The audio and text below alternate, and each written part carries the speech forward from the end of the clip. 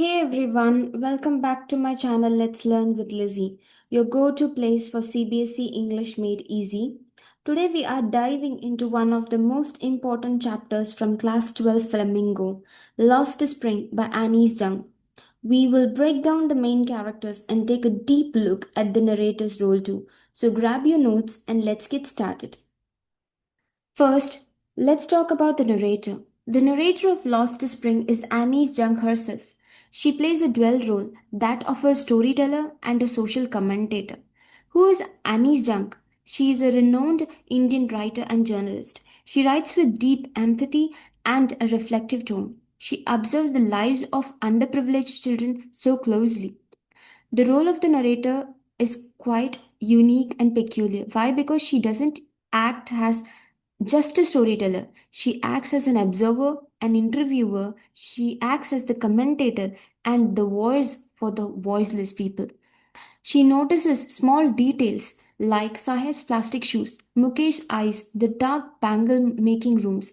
She interacts with the children and families, asking about their dreams and struggles. She comments not about just the poverty, she questions the systematic injustice that causes it.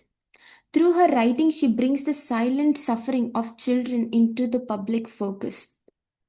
Her tone is quite empathetic, critical, reflective, and hopeful at times. She genuinely cares for the children and their lost childhood. She questions why society allows this suffering. She often thinks about the irony and tragedy of the situations. She is quite hopeful when she sees Mukesh dreaming of becoming a mechanic. The first person narration by Anees Jung makes the story very personal and immersive. She gives the readers a direct emotional connection with the characters. She shows her own reactions, which helps readers reflect too. Some of the notable quotation by the narrator are garbage to them is gold, which reflects her sharp observation of irony. Next, I see two distinct worlds, one of the family caught in the web of poverty, and the other of the child who dreams of a better future. Next, let's focus on Saheb Alam, the character of the story. The character's name literally means the Lord of the Universe, but lives in a slum. He is a young rat picker from Simapuri, a migrant from Dhaka. His name is quite ironical, Lord of the Universe, but he owns nothing. He is quite curious, hopeful, and dream filled despite his harsh reality. He is innocent and unaware of the weight of poverty. He even wants to go to school but knows it is not possible in his situation. At one point, he wishes to play tennis, showing his desire to break out of his environment. The transformation in Sahib Alam's life is that from a young boy, he takes up a job at a tea stall and loses his independence and childhood spirit. He is no longer his own master. He symbolizes the lost childhood and dreams crushed by the poverty, and the countless children denied basic rights and forced into labor. Next up, we are having Mukesh.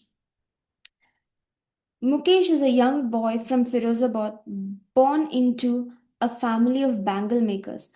Unlike others, he dares to dream of a different life. He is quite determined and self-driven boy. He is polite yet firm in his decision to not follow the family profession, aware of the harshness of his reality but still holds on to the hope. He wants to become a motor mechanic, a rare spark of ambition in his oppressive environment. His dream is symbolic of rebellion against the cycle of poverty and tradition. He represents resilience and the possibility of change. He stands for youth with dreams beyond their inherited fate. Let's not forget the supporting characters who reveal more about the setting. Mukesh's grandmother believes poverty is the destiny. As she says, it is his karma.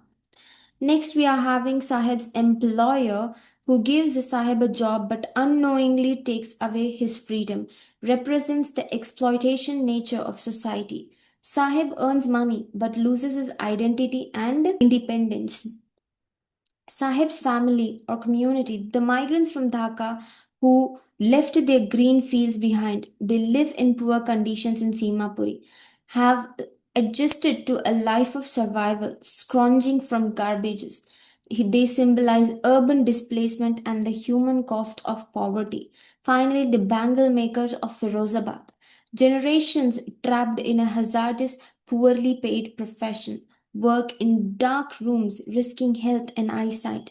They accept poverty and exploitation as their destiny. They represent systematic oppression and loss of agency. Here's a quick recap of the main characters and what they stand for. Pause and take notes if you need. So that's a wrap up the character and narrator analysis of Lost Spring. If this video helped you understand the chapter better, give this video a thumbs up, share it with your friends, and don't forget to subscribe for more CBSE content. If you have any questions, drop them in the comments. I always reply. Until next time, keep reading and keep dreaming. Thank you.